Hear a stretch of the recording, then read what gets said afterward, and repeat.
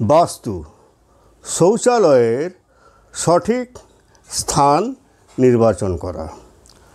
নমস্কার বন্ধুগণ, আশা করি ঈশ্বরের কৃপায় আপনারা সবাই ভালোই আছেন। আমি রামপ্রসাদ ব্যানার্জি কলকাতা থেকে বলছি। আজ আমি বাস্তুশাস্ত্র অনুযায়ী গৃহে শৌচালয় স্থাপনের সঠিক স্থান নিয়ে আলোচনা করব। সাধারণত টয়লেট দক্ষিণ পশ্চিম কোণে বা উত্তর পশ্চিম অর্থাৎ বায়ু কোণে স্থাপন করা উচিত। টয়লেট পূর্ব বা পশ্চিম দিকে মুখ করে ব্যবহার করা কখনোই উচিত নয়। টয়লেট সিট ভুলভাবে স্থাপনা করলে গৃহস্থের মারাত্মক ক্ষতি হতে পারে, কারণ নেতিবাচক শক্তির বৃদ্ধি হওয়াতে আর্থিক সহ স্বাস্থ্যেরও সমস্যা হতে পারে। কোনো কারণে উত্তর পূর্ব দিকে টয়লেটের সিট হওয়া উচিত নয়।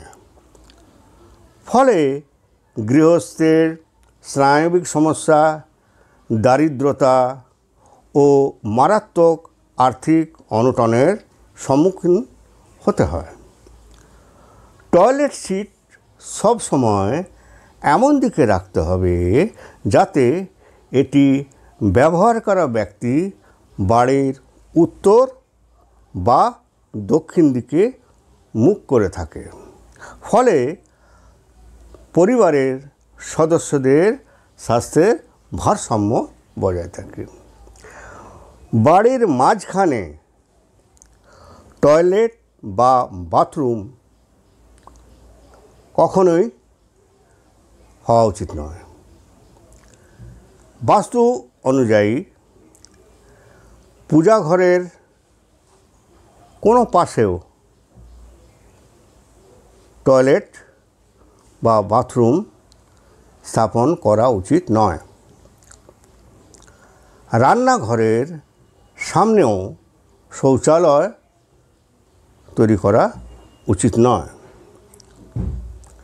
শৌচালয়ের নেতিবাচক শক্তি বেরিয়ে যাওয়ার জন্য পূর্ব বা উত্তরে একটি জানলা রাখা উচিত। শৌচাগারটি যথাসম্ভব বন্ধ রাখা উচিত। টয়লেটের মেঝে উত্তর বা পূর্ব দিকে একটু হলেও ঢালু রাখা উচিত, কারণ জলের নিষ্কাশন দক্ষিণ থেকে উত্তরে দিকে বা পশ্চিম থেকে পূর্ব দিকে হওয়া উচিত। টয়লেট যথাসম্ভব সবসময় পরিষ্কার পরিচ্ছন্ন রাখা উচিত। এছাড়া পর্যাপ্ত আলো ও বাতাস চলাচলের ব্যবস্থাও থাকা উচিত।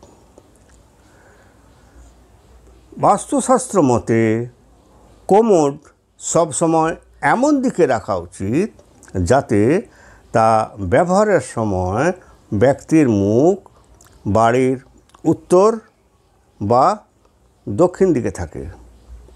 ফলে পরিবারের সদস্যদের স্বাস্থ্য ভালো থাকে।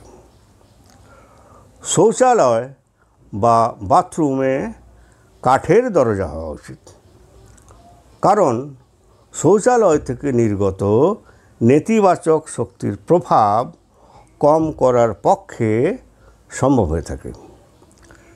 বাস্তু অনুযায়ী শৌচালয় ও বাথরুম পৃথক পৃথক হওয়া উচিত, কারণ বাথরুমে চন্দ্রের প্রভাব থাকে এবং শৌচালয়ে রাহু কেতুর। আবার চন্দ্র ও রাহু কেতুর মধ্যে বৈরিতার সম্পর্ক রয়েছে, তাই এই দুটি পৃথক থাকায় শ্রেয়। শৌচালয়ের চিত্রটি স্ক্রিনে দেওয়া হলো।